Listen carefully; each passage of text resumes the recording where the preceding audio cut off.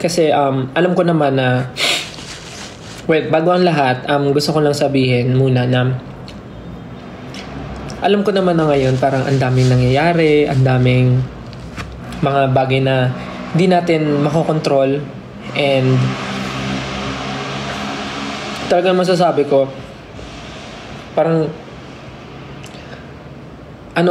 this year ata parang bunot ako sa mga sa mga nangyayari sa social media, sa lahat. So parang naiintindihan ko, and I totally understand yung mga nangyayari sa lahat-lahat ngayon. Unang-una, gusto ko sabihin na of course, thank you sa inyo kasi alam ko naman na super protective kayo, super concerned, and parang kayo talagang kung nafi-feel nyo na parang nasasaktan kami, ganun, or parang ayaw nyong nakikita kaming nasasaktan or what. And I totally understand kasi alam ko yung ganyang feeling. Parang naging fan din naman ako before. Siyempre, ayoko rin naman na parang yung mga favorites ko o yung idols ko parang inaaway or nababash or anything. So, ako, sa akin lang naman, with all the things happening right now, parang nasabi ko naman na sa inyo na hindi naman ako tinatablan ng kahit ano pa ng mga bashing or anything. Like, hinahayaan ko na lang sabihin ng mga tao yung mga negative things na gusto nilang sabihin about me. Kasi, unang-una, ba't naman ako masasaktan kung hindi naman totoo? So, diba? And kung ginagamit nila for clout, or kung ginagamit nila just to make fun of me, yung mga bagay-bagay para i-bash ako. So, let them be. Kasi parang, kahit naman anong sabihin mo, kahit anong gawin mo, kung wala rin naman silang pakialam or hindi sila nakikinig, parang mapapagod lang tayo kakasabi ng kakasabi.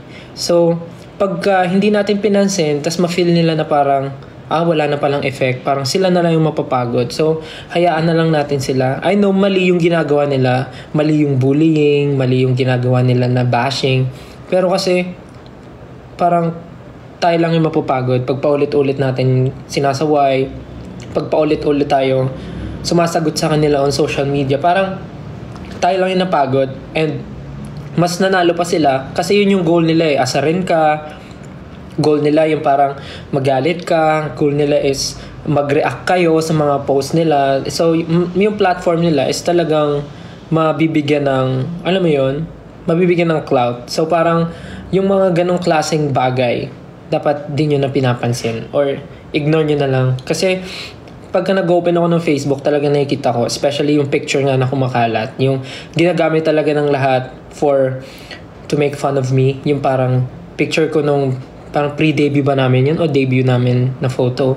Ginagamit nila sa kahit saan, sa mga memes, sa mga kung ano-anong bagay, kino-compare nila sa ibang mga artists, ibang P-pop idols, tapos parang sinasabi nila maasim, gano'n-gano'n. And ako, hindi ako nasasaktan kasi parang unang-una sa lahat, proud ako dun sa photo na yun. Though, hindi lang sa makeup. Hindi, joke lang. I mean, proud ako dun sa picture na yun kasi kahit anong gawin natin, part pa rin siya ng past ko. And proud ako dun kasi yun yung reason bakit ako nandito ngayon. Merong ganong klaseng style, kaya merong style na ganito ngayon. So parang for me, pag nakikita ko yung photo na yun, I feel proud and I feel happy sa kung ano ako ngayon. Pero syempre, as a normal human being, hindi maaalis yung parang kirot na or parang inis na mararamdaman ko kasi nga ginagawang katatawanan yung photo ko. Pero pag iniisip ko, parang ano ba yung goal ng tao na gumamit ng photo ko? Bakit niya pinost yun? Tapos parang pag naisip ko, sino ba tong tao na to na nagpo-post ng photo ko? Ano na ba yung natulong niya sa buhay ko? Pagka naisip ko yun, parang nawawala yung inis, nawawala yung galit. Kasi parang hindi ko naman ibababa yung level ko dun sa taong nag-post na yun para gantihan pa siya. So parang hayaan ko na lang kung sumaya siya dahil sa ginawa niya, edi thankful ako, at least ako yung reason ba't siya masaya. Hindi na ako bababa sa level niya na parang papatulan ko pa siya, or parang hindi na ako bababa sa level niya na parang gaganti ako, ibibigay ko yung same energy na ginawa niya sa akin. So parang hayaan ko na lang, kasi kahit ano namang gawin ko, ako talaga yung nasa photo, and ulitin ko, I feel proud every time na nakikita ko yung photo na yun, kasi that's me before. And that's me nung mga panahon na gusto kong maabot yung dreams na meron ako ngayon. So parang hindi ko mabubura yung photo na yun dahil part siya ng past ko, and I feel proud on that photo kasi ako yun, and yun yung isa sa naging inspiration ko para pagpatuloy ko kung ano yung gusto ko pang gawin until now. So but yung mga fans, yung 18, I totally understand yung mga nararamdaman nyo, kasi you want to pagtanggol kami, parang gusto nyo na mawala yung mga bashing. Unang-una sa lahat, yung bashing and yung mga bullies, hindi talaga natin sila maaalis dito sa mundo dahil ano talaga sila. Ayoko sabihin dahil alam nating masama yung ginagawa nila, and kampo na talaga sila. Anyway, yung mga bully talaga, like, kesa ibalik natin yung energy na binibigay nila sa atin, imbis na awayan natin, pakitaan na lang natin ng magandang bagay. Kasi pagka pinatulan mo kasi, mas lalo silang, alam mo yun, mas lalo silang magagalit, matutuwa sila, tas sabihin nila, sige, asarin ko pa to, awayin ko pa to. Parang gano'n. Kung pakitaan nyo na mabuting bagay, at least nare-realize nila na parang, ang bait naman nito, ang sama ko palang tao. So parang pa-realize na lang natin na apakasama ng ugali nila. Wag na natin patulan. And yung mga ganong klaseng bagay, alam naman natin na, alam mo yun, parang kahit anong gawin natin, kasi kung yun talaga yung goal nila, and meron silang goal na hilahin ka pababa, wala tayong magagawa. So ang kailangan na lang natin gawin, pakita sa kanila na ginagawa natin yung best natin para umangat tayo sa buhay. So kung hilahin nila tayo pataas, mapagod sila kakahila sa atin. Kung hilahin nila tayo pababa, hayaan mo sila, mapagod sila kakahila sa atin pababa, kasi never naman tayo bumababa. Patuloy tayong umaangat kasi alam natin mabuti yung ginagawa natin. So that's fine. Mas masarap matulog sa gabi na alam mong wala kang inaapakang tao. 'Di ba? Mas masarap matulog sa gabi. Mas masarap gumising sa umaga pag alam mong maraming taong nag-aantay sa iyo and excited kang makita. Yun yung mas mahalaga. Yung mga ganong klaseng tao, hayaan niyo na, kasi for sure may gagawin si God sa kanila. And one thing pa, gusto ko lang din i-address yung issue nung parang, kasi nga kanina medyo wala akong idea sa nangyayari, but nung nag-message sa akin si Gian about nga sa nangyari, doon lang ako nagkaroon ng idea na parang may ganun pala. And for me, to be honest, I will use my platform to speak up sa mga ganitong klaseng bagay, and I know na kailangan ko rin tong i-clarify dahil ayoko naman na magkaroon kayo ng na ayoko ma-feel nyo na may something between na may negative between ako with any artist. Ako, to be honest, hindi ko alam yung issue na yun, not until mag-chat si Gian and makita ko na nga yung mga pinag-uusapan sa social media. Ako naman, ang take ko, kayo, kung ayaw nyong makarating sa amin yung mga negative na bagay, huwag nyo nang i-tweet, huwag nyo nang i-post sa X. Pag-usapan nyo na lang. And kung may mga bagay kayo na ayaw nyo naman i-disclose and ayaw nyo naman na pag-usapan sa loob ng social media or sa X, kung saan pa man, huwag na kayo mag-post ng anything para hindi mapapaisip yung ibang tao na mga walang alam sa pinag-uusapan nyo. Kasi parang ang hirap kasi mag-post na parang hindi mo rin naman sasabihin kung ano, kung tungkol saan. Parang nagbigay ka lang ng something, nag-hint ka, tas hindi mo rin naman i-share. So parang nakakaano siya, parang nakakabuo pa siya ng issue na parang ano bang meron. But to be honest, yung nangyari with Gian, dun nga si Gian po ay from Cup of Joe, and isa po siya sa mga kaibigan ko, and siya po yung vocalist ng Cup of Joe, si Gian. Nag-reach out siya sa akin kasi nga parang natakot siya na baka mamaya daw galit ako. So sabi ko, bakit, anong nangyari? Sabi niya nga sa akin, may na-like daw siyang photo, may na-like siyang post na natawanan niya, and parang sabi niya naman sa akin na hindi naman niya intensyon na matawa dahil dun sa photo ko. Natawa siya dahil dun sa caption. And ako naman sabi ko, okay lang naman sa akin, wala naman akong problema. Sabi ko kay Gian, huwag mo nang isipin na parang na feeling mo na na nagalit ako. Huwag mo isipin na nainis ako sa'yo. Kasi okay lang naman, wala naman akong problema. Kasi nandyan na yan yung photo na yan, kalat na. And hindi ko naman na makokontrol yung mga taong makakakita at mga magpo-post nun.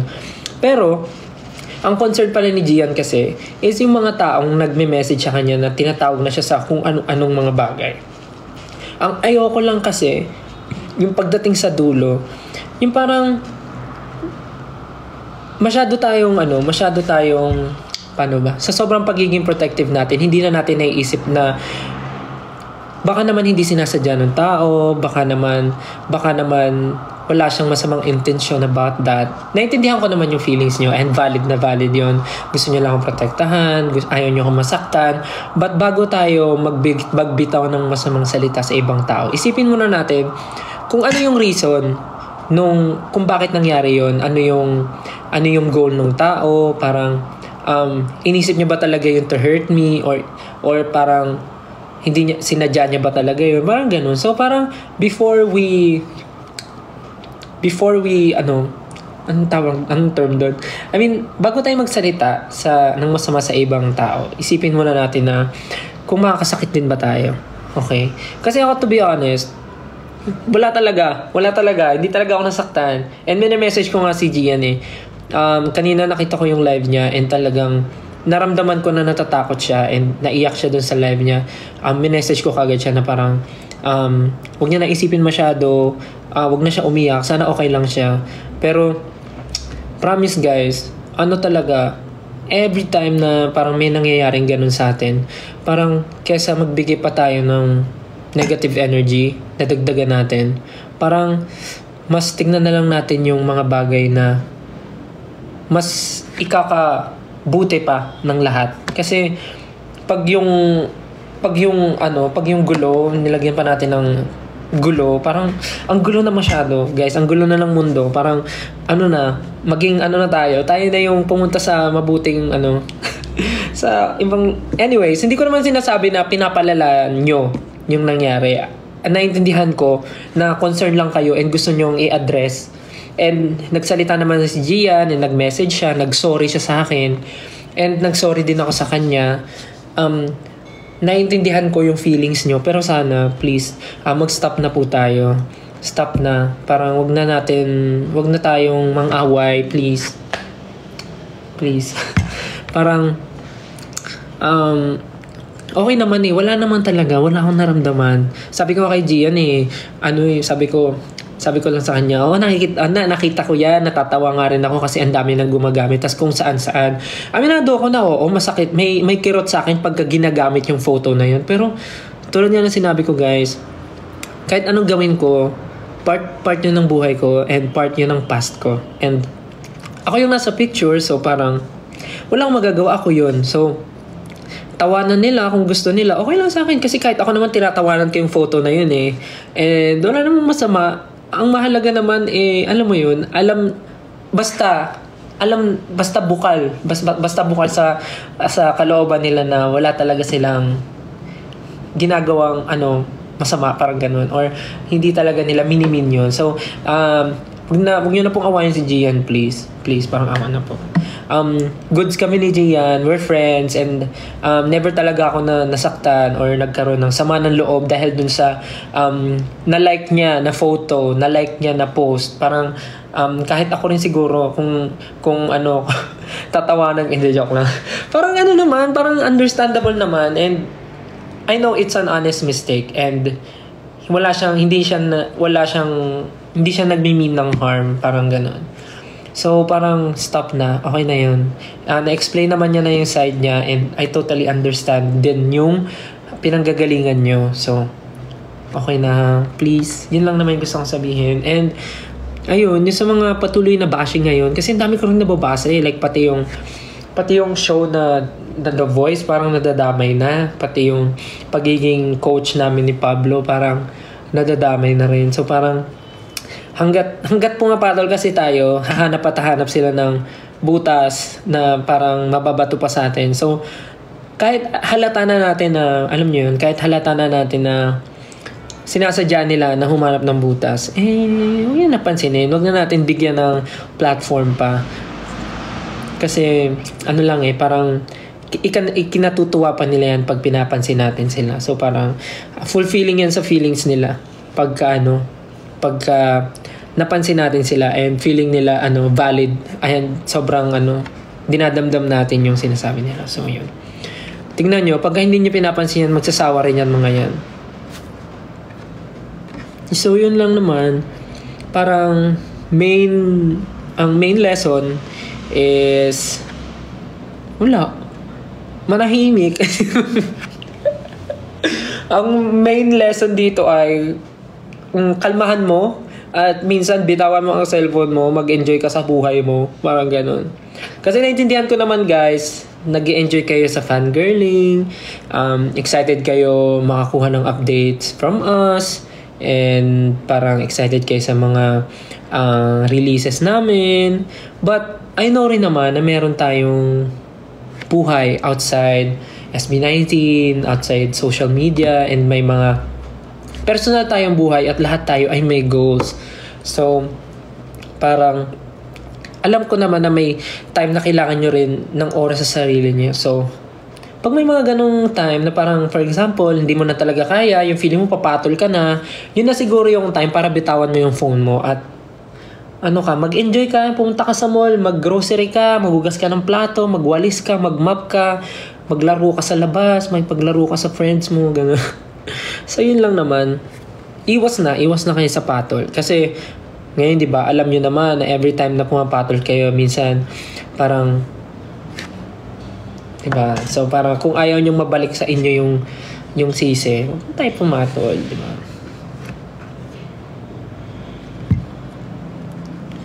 Ayun, tsaka ulitin ko lang yung about kay Gian, yung issue. Stop na ha. Stop na please. Thank you. Kasi naman nag-message na si Gia, nag-sorry na siya, and lahat naman tayo dito, I'm sure may natutunan tayong lesson. Kaya imbis na mag-away-away pa tayo at magkagulo-gulo, let's be the bigger person. Yes, bigger person. Hindi, maging na lang tayo, maging mapagkumbaba, maging maunawa, and isihan lang natin, life goes on. Mas okay na maging masaya kaysa stress tayo sa buhay. Tingnan nyo pag wala kang problema, nakaka-fresh. Fresh! Ito ba yun? Anyways, yun lang naman yung gusto kong sabihin kasi ayoko naman na lumala pa yung mga bagay-bagay. Siyempre dito sa industry, maliit lang naman to eh. Kami-kami lang yung magkikita. So ayoko naman na magkaroon ng awkward feeling or beef. Ayaw mo ng pork. Anyways. Yun lang naman, ayoko naman kasi ng ganung feeling.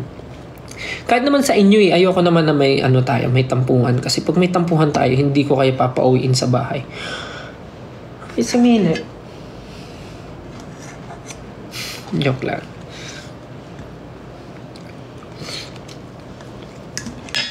Yung mga matulog na. Yung mga may exam, alam mo, kayo din eh. Kayo yung sabi-sabi, may exam pa ako bukas pero hindi mabitaw-bitawan ng cellphone. Ayan na yung sign nyo. Bitawan nyo na yung cellphone nyo. Matulog na kayo. Pero guys, seryoso yun ha. Stop na ha. Stop na. Papakain. Galit.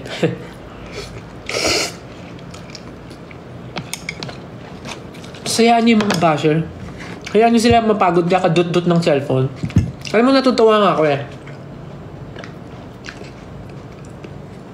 Kasi, biruin mo, kahit sabihin nilang basher sila, nagbibigay sila ng oras.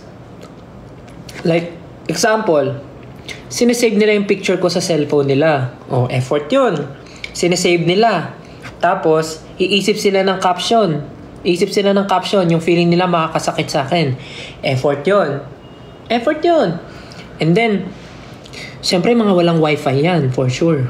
Mga yan, magpapaload. Effort yun. Kagaso sila ng pera. Ano pa ba? Tapos magta-type yan ng caption. Magta-type ng caption. Effort yun. Ipopost nila. Tapos para humaba yung ano, para uminga yung post nila, lahat ng comments doon, reply nila. Effort yun. So thank you so much sa mga nang mabash po. Napaka-effort nyo po. Maraming salamat. Kaya hindi ko po masabing basher kayo eh. Kasi ramdam na ramdam ko po yung effort nyo sa akin. Hindi ko maramdaman yung bash nyo. Galingan nyo pa. Galingan! Hindi, joke lang. Baka ma-trigger sila lalo. Pero yun lang. Yun lang. Ganun lang gawin nyo. Parang kesa ma-stress kayo. Naku, hayaan nyo sila. Hayaan nyo silang mapagod mag-post ng picture ko. Hayaan nyo sila. Di nyo ba alam sa kakapost nyo nila ng picture ko, mas lalo akong nakikilala. Lo, sabihin ang yabang ko. Kakapost sila ng picture ko kahit yung mga old photos ko pa na wala pa akong budget pang kain. Yung pinopost nila na payat ako. Tapos yung pinopost nila na wala pa akong skincare. Nako. Post nyo lang po yan para mas makilala pa po ako. Ako po si Stel.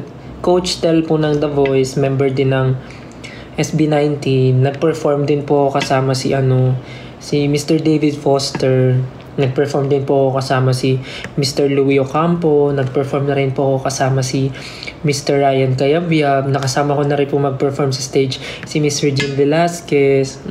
Nag-perform na rin po ako kasama si Jamie Miller.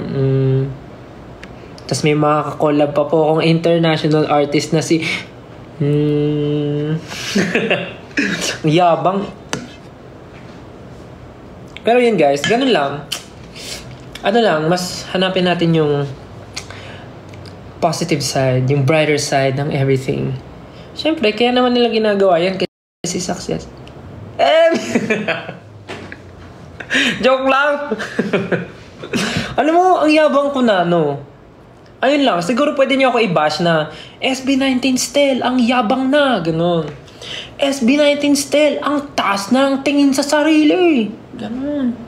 Member ng P-pop boy group na SB19 Stel, ang taas na ng ihi. Ganon. Pwede yan, mga headliner. SB19 Stel, nagbibilang ng achievement sa TikTok live. Ganon. Dapat ganon yung mga ganon yung mga headline para masakit. Ganon. SB19 Stel, pinurga ang mga basher. Pinurga. Ay, nako. Diba? Ang saya lang, diba? Kung nambabash sila, anuhin natin. Lokohin din natin sila. Hindi pwedeng, nag-effort sila. Mag-effort din tayo, guys. It's give. Bigayan to, guys.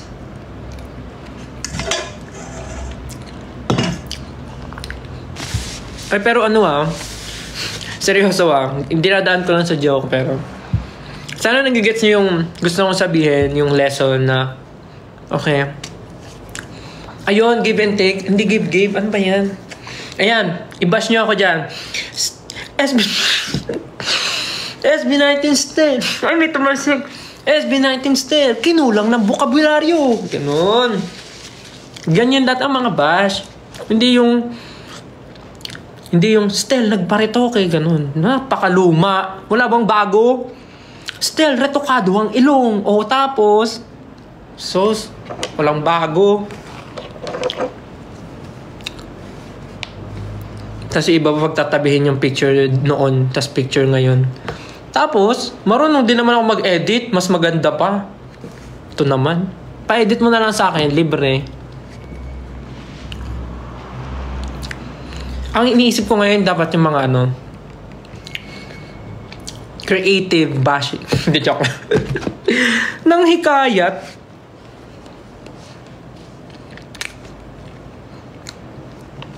Basta yun guys, sana nagigets nyo yung point ng sinasabi ko. Dinadaan ko lang siya sa joke, pero naintindihan ko naman. Alam ko na naintindihan nyo. SB19 Stel, hindi marunong mag-English. O ano naman? Magaling ka. Ba't mo ko inaaway? Inaaway?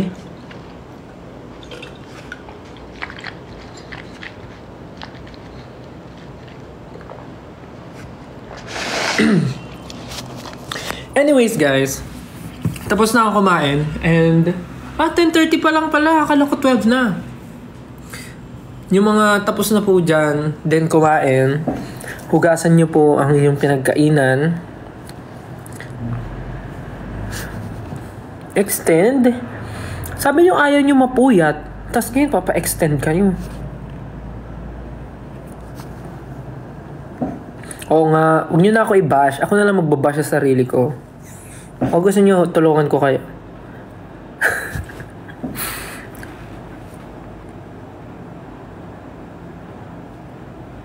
Hindi na guys, kasi pag nag-extend ako, aabutin na naman tayo ng 1:00, 2:00. So dahil tapos na ako kumain, I think that's it guys. Busog ako. Excuse me, sorry. Kailangan ko nang maghugas ng mga pinagkainan ko dahil ako ay mag-skincare pa, maglalagay pa ako ng sheet mask. Bukas po, ako ay may trabaho. Kaya sana kayo ay kumilos din para sa ikakaunlad ng inyong pagkatao at ng inyong pamilya. Huwag po tayong maging tamad, okay?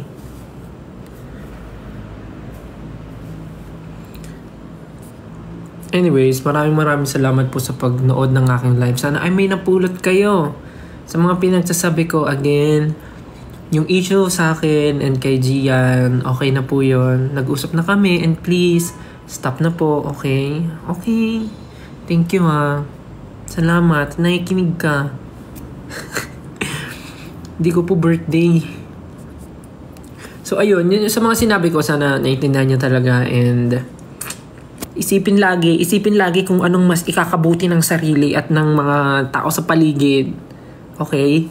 Hindi yung iisipin natin yung makakabuti lang sa atin, wala tayong pakialam sa mga tao sa paligid. Huwag ganun. Hindi yun nakaka-fresh. Ito, fresh ba yan? Hindi. Anyways, ayun, salamat po sa pag-load ng live. Hindi na ako nakapagbabay. And next time ulit, pag may free time, tignan natin. Medyo ang dami pang viewers, 13,000. Pasensya na. Pero para maaga po tayo makapagpahinga dahil may mga trabaho pa po tayo bukas, okay? At may school pa. Ikaw, gagala ka pa bukas. Wala ka pa kang pamasahe. Tapos nood ka dito. Mangingi ka ng pamasahe. O kaya maglinis ka ng bahay para bigyan ka ng pamasahe. Sige na. Bye-bye na. Thank you so much. And next time ulit, pag may free time, let's see kung makapag-live. Thank you so much, everyone. Sana po ay hindi kayo na-offend, nasaktan, nagalit, at sana ay naging masaya kayo tonight. Ha? Okay. Tulog na ako. Bye. Siyempre, hindi pa kaya alis kasi wala pa yung love you. Sige na. Tulog na. Tulog na kayo ha. Good night. Love you. Hindi ka maseryoso yung buhok ko. Good night. Love you. See you next time. Pahinga na. Good night. Love you. Bye-bye. Good night. Sweet dreams.